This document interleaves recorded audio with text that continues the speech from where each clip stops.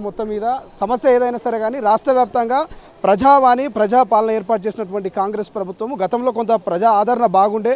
So సమస్యలు solve అవుతాయని చెప్పేసి మొదటగా ప్రజా దర్బార్ అనుకున్నారు, తర్వాత ప్రజావాణిగా మార్చారు. సో ఏదైతే ఆ ప్రగతి భవన్, పాత ప్రగతి భవన్, ఇప్పుడున్నటువంటి ప్రజాభవన్కి అయితే చాలామంది తరలి వెళ్ళారు. కానీ అక్కడికి వెళ్ళి మేమైతే అప్లికేషన్ పెట్టుకున్నాం, దరఖాస్తులు పెట్టుకున్నా కూడా మా సమస్య సాల్వ్ అవ్వట్లేదని చెప్పేసి చాలామంది ముఖ్యమంత్రి గారి ఇంటికే డైరెక్ట్గా వచ్చి ఆయనను కలిసే ప్రయత్నం చేయడమో లేకపోతే ఆయనకు వినతి పత్రం ఇచ్చే ప్రయత్నం చేస్తూ ఉన్నారు. సో చూస్తూ ఉన్నాం ఇప్పటికీ ఓవైపు గురుకుల, మరోవైపు ఏఎన్ఎంలు చాలామంది తరలి వస్తున్నారు. అయినప్పటికీ కూడా 500 మీటర్స్ 1 కిలోమీటర్ డిస్టెన్స్లోనే పోలీసులు వీళ్ళని ఆపే ప్రయత్నం చేస్తూ ఉన్నారు. ముఖ్యమంత్రి గారిని కేవలం ఒక 3-4 వెళ్ళి కలిసేటువంటి ప్రయత్నం చేయాలంటూ కూడా వాళ్ళకి చెప్తున్నటువంటి సిచ్యువేషను. కానీ రాష్ట్ర ప్రభుత్వము మీ అందరికీ తెలుసు 1వ తారీఖుకే జీతాలు పడుతున్నాయంటూ చాలా గొప్పలుగా చెప్తా ఉంది, తన ఎత్తులకు పోతూ ఉంది.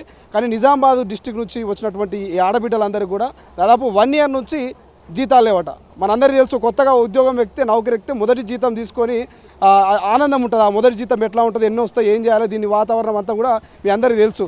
అమ్మకు చీర కొనియాలి, లేకపోతే ఇంకో ఖర్చులు ఇంకోటి చేసుకోవాలి. కానీ వీళ్ళు మొదటి జీతమే అందుకోవాలి. 1 ఇయర్ నుంచి ఇలా పనిచేస్తూ ఉన్నారు కానీ మొదటి జీతం అందుకునేటువంటి పరిస్థితి.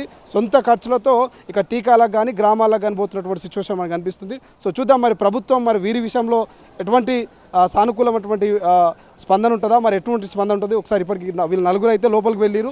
సో చూద్దాం. ఇంకొంతమంది అక్కడ ఉన్నారు గురుకులకు సంబంధించిన వాళ్ళను కూడా పోలీసులు ఇక్కడనే ఆపేసే ప్రయత్నం చేసారు. వాళ్ళు కూడా ఒక 4-5 మంది లోపలికి పోయారు, మాట్లాడొస్తాం ముఖ్యమంత్రి గారితో అని చెప్పేసి 1:2 ఏదైతే జాబ్కి సంబంధించినటువంటి మెరిట్లో వాళ్ళు ఇబ్బంది పడుతున్నటువంటి సిచ్యువేషను. సో వీళ్ళంతా కూడా ప్రజాపాలన ప్రజావాణికి వెళ్లకుండా ముఖ్యమంత్రి గారి నివాసానికి అయితే వస్తున్నటువంటి సిచ్యువేషన్. ఒక రకమైనటువంటి వాతావరణం అయితే నెలకొంది ముఖ్యమంత్రి గారి నివాసం వద్ద. కొంత హైటెన్షన్ అని చెప్పి కూడా చెప్పుకోవచ్చు. ఎందుకంటే అక్కడికి వెళ్ళకుండా ఇక్కడికి వెళ్ళడానికి కూడా ప్రధాన రీజన్ మనకు కనిపిస్తుంది. ఒక అమ్మ ఇక్కడ కూర్చుంది. అమ్మ వీళ్ళు వెళ్ళిరా, లోపలికి వెళ్ళిన వాళ్ళు వచ్చిరా బయటికి? సార్ వాళ్ళని పిలవమంటారా?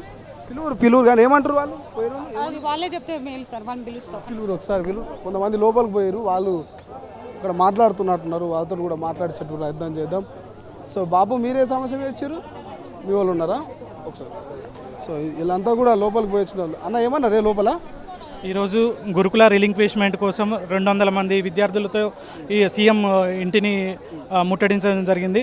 వాళ్ళు మమ్మల్ని ఒక 10 మందిని రిప్రజెంటేటివ్గా పెట్టి మిగిలిన వారిని పక్కకు పెట్టడం జరిగింది.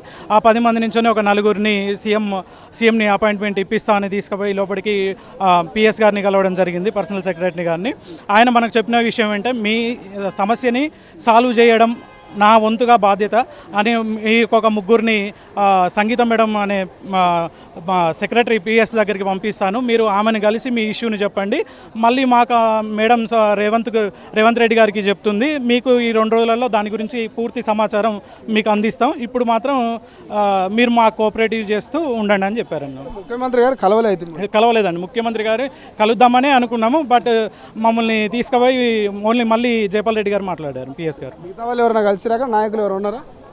తీన్మార్ మల్లన్న గారు వచ్చారండి ఈరోజు. జెన్యూన్ ఇష్యూ వీళ్ళు ఒక 4 నెలల నుంచొని పాపం నిద్రాహారాలు మానేసి ఉంటున్నారు, వాళ్ళ సమస్యని పరిష్కరించండి అని పిఎస్ గారికి తీన్మార్ మల్లన్న గారు కూడా చెప్పడం జరిగిందండి. Thank you so much. ఇది ప్రజాపాలన అంటూ చెప్తున్నటువంటి కాంగ్రెస్ ప్రభుత్వం మీద రోజు కొంత వ్యతిరేకత పెరుగుతుంది. ఎందుకంటే ప్రజావాణిలో సమస్యలు సాల్వ్ కాకపోవడమా, లేకపోతే మరి మంత్రులు ఎమ్మెల్యేలు స్థానికంగా ఈ సమస్యలకు ఒక రకమైనటువంటి చెక్ పెట్టకపోవడమా, కారణం ఏదైనా కావచ్చు. కానీ కొంత వ్యతిరేకత మాత్రం పెరిగేటువంటి అవకాశం కనిపిస్తుంది. ఎందుకంటే ఏకంగా ముఖ్యమంత్రి గారి నివాసం వద్దకు, ముఖ్యమంత్రి గారి నివాసం ముట్టడికి తరలి వస్తూ ఉన్నారు ఇటు గురుకుల టీచర్లు కావచ్చు, అటు ఏఎన్ఎంలు కావచ్చు. సో దీనికి సంబంధించి ప్రభుత్వం మరి ఎటువంటి చర్యలు తీసుకోబోతుంది, ఎటువంటి ముందస్తు జాగ్రత్త తీసుకోబోతుందో చూడాల్సిన అవసరం ఉంది. ఏదేమైనా కొంత భరోసా ఇచ్చారు, సో సాల్వ్ చేస్తామన్నటువంటి ఒక నమ్మకం ఇచ్చారు. అందుకే కొంత మేము ముట్టడిని విరమిస్తున్నాం అన్నట్టుగా గురుకుల టీచర్లు చెప్తున్నటువంటి పరిస్థితి. కెమెరా పర్సన్ అజయ్తో శ్రీశైలం, తొలి వెలుగు, హైదరాబాద్.